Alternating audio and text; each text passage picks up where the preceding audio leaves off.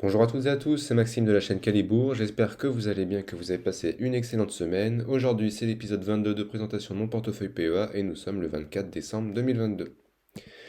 Donc comme d'habitude les recommandations d'usage, je ne suis pas un professionnel ni un conseiller financier, un simple particulier qui cherche à diversifier son patrimoine. Vous ne devez pas répliquer les positions de mon portefeuille sans vous faire vos propres convictions sur les valeurs qui le composent et que vous êtes par conséquent responsable de vos propres investissements, du choix des positions, des plus-values mais aussi des moins-values. Donc la performance cette semaine de mon portefeuille, donc superbe semaine, j'espère que pour vous ça a été aussi. Donc le CAC qui fait plus 0,81%, donc on se reprend. Et l'ensemble du portefeuille qui fait sur la partie totale plus 1,70%, bien que j'ai 50% de liquidité, et sur la partie investie plus 3,64%, donc j'ai gagné 129,14€ cette semaine. Donc excellente semaine, je m'y attendais pas, je savais que je faisais un petit peu mieux que le CAC 40 tous les jours, mais je ne m'attendais pas à d'aussi bons chiffres, donc je suis très content.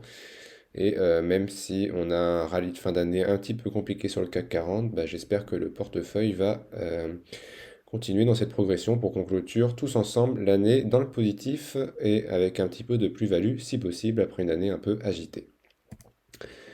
Donc le portefeuille au 24 décembre, donc la capture d'écran date d'hier au 23 décembre, mais c'est les mêmes valeurs puisque les marchés sont fermés depuis. Donc on voit que je suis passé à 7 737 euros, donc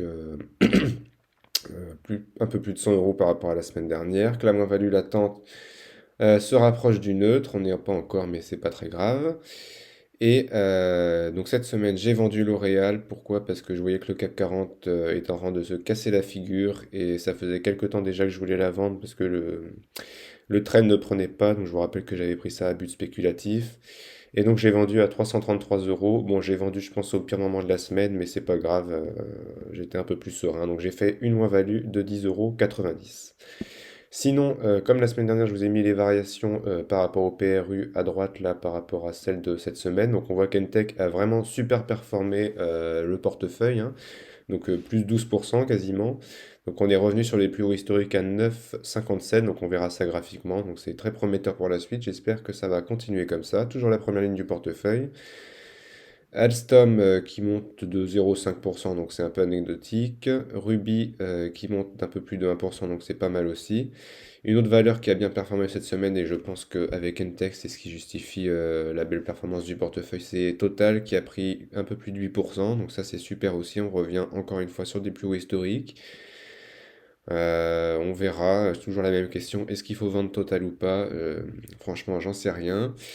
Bouygues qui fait pas grand-chose, TF1 qui monte un petit peu, plus 3%. Donc les Bleus n'ont pas gagné le match de foot, c'est pas grave, mais on est allé jusqu'en finale, c'est déjà super. Et je pense que ça sera bon pour les chiffres de TF1, j'espère que ça sera le cas. Rendez-vous donc au prochain chiffre. Métropole TV, pareil, qui monte plus 4% à peu près. Nekon qui monte un petit peu. Et Atos qui monte pas mal aussi. Donc bah, tout est monté cette semaine quasiment. Bah non, pas quasiment. Tout est monté cette semaine, donc ça c'est chouette. Je pense que c'est surtout les valeurs du luxe qui ont fait souffrir le CAC 40 et les valeurs de croissance. On voit que le Nasdaq a été un petit peu compliqué cette semaine et chahuté. Bon, on verra tout ça sur les graphiques. Alors avant de passer à la suite de la vidéo, je vous annonce que je vais faire une vidéo de bilan de mon portefeuille depuis l'ouverture de celui-ci, donc il y a un peu plus d'un an maintenant. Donc j'ai des captures d'écran de la fin de l'année dernière et je vais faire une capture d'écran de la fin de cette année. Donc on va comparer l'évolution du portefeuille tous ensemble et commenter les choses qui ont été, les choses qui n'ont pas été et les choses à revoir et surtout comment je vais appréhender les marchés pour 2023. Donc si vous avez des remarques à faire ou des questions ou des choses que vous voudriez que je parle, n'hésitez pas à laisser un petit commentaire dans la section appropriée et du coup ça rajoutera du contenu à la vidéo de la semaine prochaine ou courant de la semaine d'après en fonction du temps que j'aurai pour enregistrer la vidéo. Alors on va passer à l'analyse graphique. ProRealTime ne voulait pas fonctionner, donc j'ai eu peur de ne pas pouvoir faire cette partie, mais finalement ça remarche, on a de la chance. Donc c'est parti pour regarder graphiquement les valeurs et les indices cette semaine. Donc le CAC 40 avait bien baissé la semaine dernière, donc on avait fait une grosse bougie rouge et le portefeuille avait aussi été assez mal en point suite aux annonces de la Fed qui avait dit qu'elle allait rester assez offensive concernant la remontée des taux et la lutte contre l'inflation. Et cette semaine, donc, une bougie qui a tenté de revenir testé la résistance des 6000 et quelques points, ça n'a pas marché, mais par contre le support des 6400 points, lui, a tenu aussi. Donc peu de volume en cette fin d'année, hein, c'est les fêtes de fin d'année. A priori, les gros institutionnels ont déjà bouclé leur position et vont passer des bonnes fêtes de Noël comme nous tous, donc ils auront bien raison. Néanmoins, après une belle remontée en début de semaine, il y a eu des indicateurs économiques qui ont fait peur au marché, donc notamment la banque centrale japonaise qui a décidé d'être un peu moins accommodante concernant la remontée des taux. Donc si vous suivez un peu ce qui se passe au Japon, il me semble que le Japon ne veut pas entendre parler de l'inflation et d'une manière générale, il me semble que c'est les commerçants qui préfèrent rogner sur leurs marges pour éviter de monter les prix plutôt que de faire subir la montée des prix aux Japonais. Ben, ça peut pas durer très longtemps. Donc a priori, la Banque centrale japonaise a dit qu'ils allaient peut-être revoir leur politique de zéro remontée des taux et donc ça a fait peur au marché. Et le cours du yen est remonté par la même occasion, tant mieux pour eux. Et on a eu également des chiffres américains qui sont ressortis très bons au niveau économique et de l'inflation qui est restée stable.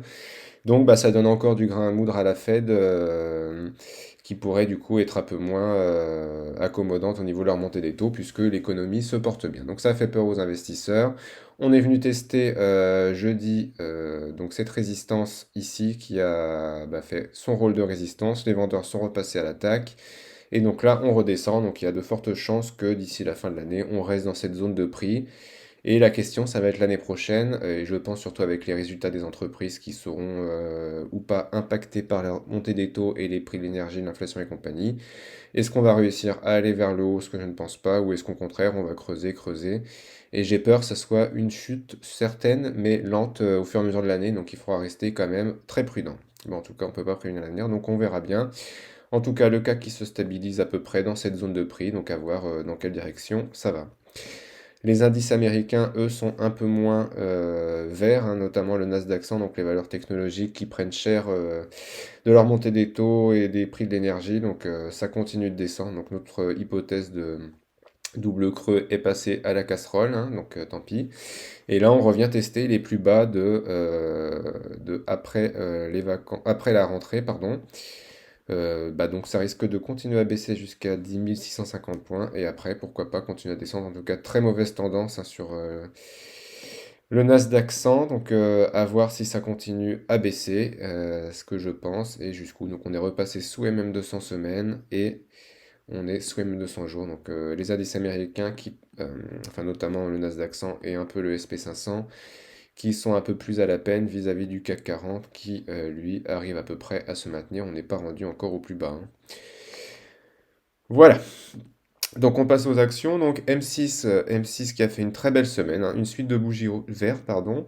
Et si on regarde en semaine, j'ai vu ça cette semaine, et ben ça n'arrête pas de grimper, hein, on n'arrête pas de monter, c'est quand même incroyable. Donc on est passé sur MM200 semaine, donc ça c'est très positif. Donc il faudra attendre une bougie de confirmation la semaine prochaine. Et en journalier, on était déjà sur MM200 jours, et donc c'est parti. Donc moi je vois M6 peut-être d'ici la fin de l'année vers 16 euros, et après on verra ce qui se passe. Mais en tout cas, très bon rendement. Moi j'attends un peu comme Kali un petit cadeau, étant donné que la fusion ne s'est pas faite. Donc qu'est-ce que M6 va faire du cash? Je ne sais pas, j'espère qu'elle va le redistribuer aux actionnaires. En tout cas, on avait la MM200 semaines qui faisait office de résistance, on a réussi à la franchir. Et maintenant, bah, on va s'attaquer à ce support autour des 15,30 et après autour des 16 euros. Donc pour moi, M6 est sur une très belle tendance.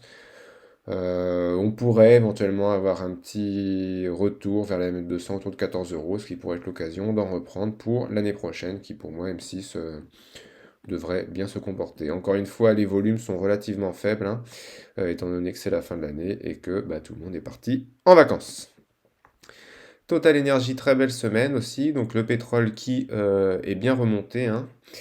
Donc bah, on retourne titiller les plus hauts sur la valeur autour des 60 euros. Donc c'est pareil. Est-ce qu'il faut vendre, est-ce qu'il faut pas vendre? J'en ai aucune idée. On avait potentiellement un double creux, donc qui pourrait nous ramener au-dessus des plus hauts historiques. Voilà, moi j'en ai pas beaucoup, j'ai pas un PRU très faible mais ni très élevé, donc voilà, c'est sûr que si on va vers 65-70 euros, là la question effectivement se reposera parce que bon, je pense pas que le pétrole, mais aussi pourrait continuer de monter, mais bon, Total Energy, à voir les prochains chiffres s'ils vont être bons, surtout avec l'histoire de la Russie, là les 3,5 millions, milliards plutôt. qui vont être tirés du coup des résultats. Alors Entech, ma valeur préférée, donc vous savez que je l'adore, et cette semaine on a tout récupéré ce qu'on avait perdu la semaine dernière. Donc truc de fou, hein, on était ici la semaine dernière et on est rendu ici, donc bah, plus haut historique en fait, hein. Et en journalier, on a ouvert ouais, lundi avec un énorme gap haussier là, et depuis ça n'arrête pas de monter, donc c'est super.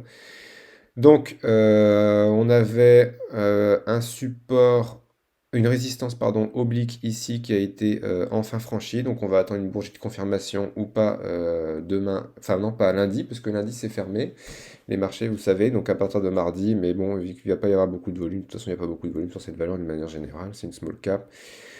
Est-ce qu'on va finir l'année à 10 euros? Bah, ça serait super, hein, à voir. En tout cas, on n'est pas en dehors des bandes de Bollinger. Le RSI, il a disparu. Qu'est-ce qui se passe sur le RSI? Alors, tac, si je fais ça. Hop, voilà, c'est bon. Donc le RSI qui n'est pas encore en survente, donc surachat, pardon. Donc on a encore un peu de marge. Et en semaine, ça donne quoi? Pareil, pas en surachat, donc il y a de la marge. Et on frôle les bandes de Bollinger supérieures. Donc pour moi, il n'y a pas d'indicateur négatif qui pourrait faire que ça arrête de monter. En tout cas, très belle tendance. Et si on regarde bien historiquement, c'est vrai que là, elle avait beaucoup latéralisé dans ce canal.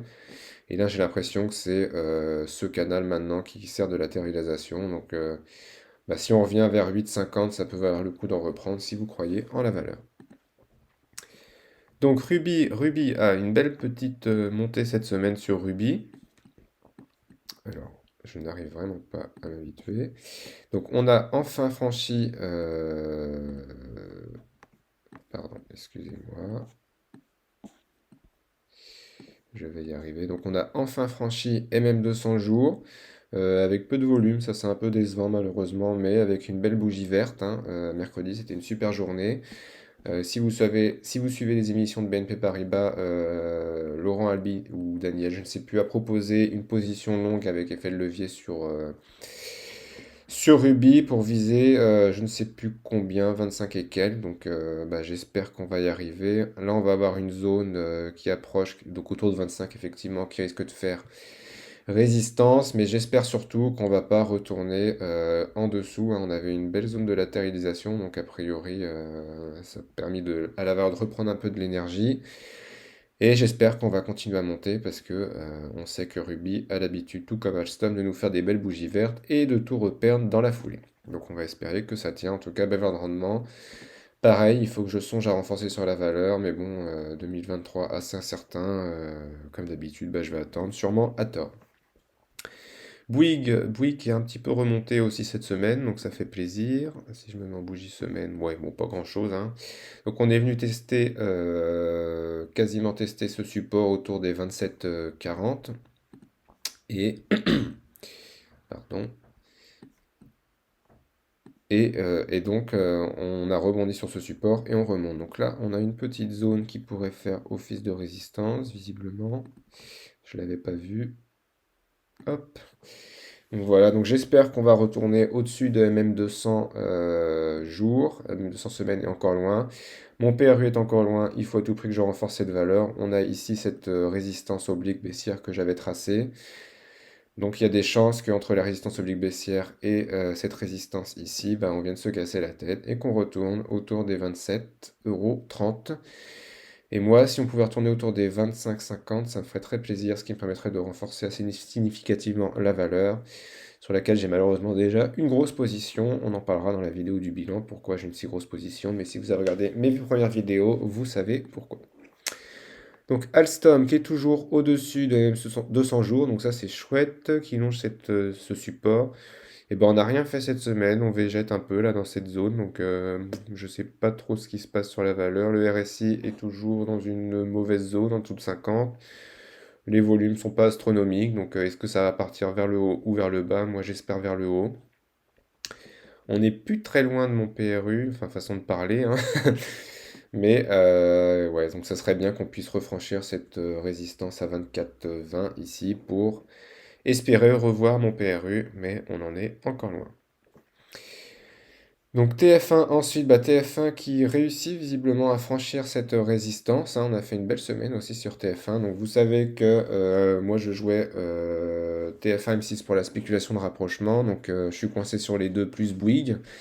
Donc TF1 j'aimerais bien m'en sortir ou au moins alléger la position. Même si j'aimerais bien la garder aussi pour le rendement. Mais bon, j'en ai quand même beaucoup et puis ça fait un peu redondant avec Bouygues et M6. Pareil, on en parlera dans la vidéo de bilan. Donc ce qui serait bien maintenant qu'on a franchi cette résistance, c'est de réussir à refranchir MM200 jours qu'on avait malheureusement dépassé par le bas ici.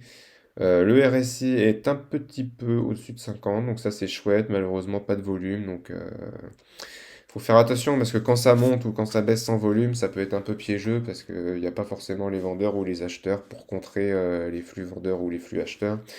Donc ça peut être des faux signaux. Donc moi pour la fin de l'année, je vous conseille de pas trop interpréter des grosses bougies vertes ou des grosses bougies rouges comme c'est reparti la tendance monte, hein.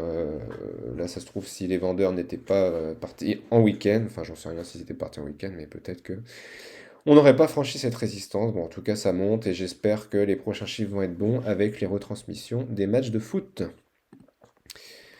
Alors Athos, le graphique que je n'arrive jamais à vous montrer convenablement. Donc on va encore passer un peu de temps à faire les réglages. Je suis toujours désolé de vous faire subir ce moment de patience. Et je n'ai pas la dextérité de Kali pour mettre des beaux graphiques. Alors, donc Athos, donc qui est toujours une position très dangereuse. Je ne vous conseille pas de rentrer dessus si jamais vous voulez en prendre, ou alors faites-le avec une petite position, hein, parce que on ne sait pas trop où ça peut aller. Ça peut aller à la cave, comme ça peut remonter très fortement autour des 16 euros. Donc moi je visais 16 euros d'ici la fin de l'année. Bon, c'est mal barré vu qu'il reste plus que 4 jours de cotation. Mardi, mercredi, jeudi, vendredi. En tout cas, on revient tester cette zone de résistance ici. Est-ce qu'on va réussir à la franchir? Si oui, ça veut dire retour vers les 7,74 et si possible après mon PRU. Donc Atos, je compte m'en débarrasser d'ici le printemps prochain, en plus-value ou en moins-value, puisque avec la scission, ça me paraît un peu dangereux. Je vais enlever ce canal haussier, tant pis pour lui. Et j'espère qu'on va remonter. Donc le RSI est toujours faible, il n'y a pas beaucoup de volume. Et ça se casse encore la tête contre la résistance. Très mauvaise tendance sur Atos. Est-ce qu'on pourrait mettre un canal baissier ici? Point d'interrogation. Ouais, pas très propre, hein, mais bon. Ouais, ça pourrait revenir autour des 9,60 et puis après sûrement se casser la tête encore. Donc moi j'en ai que 20, donc j'ai opportunité de renforcer éventuellement. Si je l'avais fait ici, j'aurais un meilleur PRU et plus de sérénité sur cette valeur, mais je ne l'ai pas fait. Donc ma foi, si on revient à 8,29, pardon, peut-être j'en reprendrai une vingtaine pour faire baisser mon PRU. L'Oréal, donc je l'ai vendu, mais je vous montre quand même. Donc moi j'ai vendu à 333 euros ici, donc je crois que c'était mardi, oui. Donc journée rouge mardi, c'est remonté un petit peu, donc je me suis dit c'est parti, on la vend, et malheureusement, le lendemain on est revenu quasiment à mon PRU, enfin le surlendemain on est revenu quasiment à mon PRU, donc j'aurais pu sortir flat, et depuis on a reperdu, donc on est rendu à 333 euros, donc bon je regrette pas trop de l'avoir vendu, puisque les valeurs du luxe, peut-être que vous l'avez remarqué, en tout cas j'ai l'impression qu'elles sont un peu à la peine en ce moment, donc je ne sais pas pourquoi, sachant que la Chine a assoupli sa politique zéro Covid, mais le Covid est en train d'exploser là-bas, je ne sais pas trop comment ils vont s'en sortir. Bon, en tout cas, L'Oréal, moi, donc vous rappelez en plus que les analystes la voyaient à 280 euros, donc peut-être je rouvrirai la position si on revient vers MM200 semaines ou encore mieux vers 300 euros. Mais toujours prudence pour l'année prochaine, on ne sait pas trop ce qui va se passer. Enecon, donc pareil, position spéculative avec un PRU à 2,78 euros. Donc, pareil, on va zoomer le graphique. Donc, visiblement, selon mon petit graphique là, on est repassé au-dessus de cette zone de résistance, mais je pense qu'elle est un petit peu trop étroite, cette zone. Donc, bon. Donc, c'est positif, hein, parce que si on la franchit, après, la prochaine zone qui pourrait être testée, ça serait autour de mon PRU. Donc, voilà. Donc, resserrement des bandes de Bollinger. Donc, ça veut dire que, il pourrait y avoir une stabilisation des cours, et j'espère qu'on pourra casser Les 3 euros pour espérer revenir vers les 3,60, voire 4 euros, voire 4,50 €, voire 5 euros s'il y a de l'énergie sur la valeur. Bon, en tout cas, c'est une small cap, il me semble, et bon, je pense un peu sous-évalué, donc on va espérer que ça reprenne de la couleur dans les prochaines semaines. Voilà, cette vidéo est maintenant terminée. Je vous remercie comme toutes les semaines de l'avoir regardée. Ça fait vraiment plaisir de vous retrouver et de discuter avec vous dans les commentaires et sur Discord toutes les semaines. Donc n'hésitez pas à me laisser un petit commentaire si vous avez des questions, des remarques sur ce que j'ai raconté ou si vous voulez que j'aborde certains points dans la vidéo de bilan. N'hésitez pas à mettre un petit like, c'est très motivant, et à nous rejoindre sur Discord pour continuer les discussions. Et d'ici là, je vous souhaite de joyeuses fêtes de fin d'année et de bien profiter de votre famille et des bons repas de fête pour vous reposer. Voilà, très bonne semaine et à très bientôt.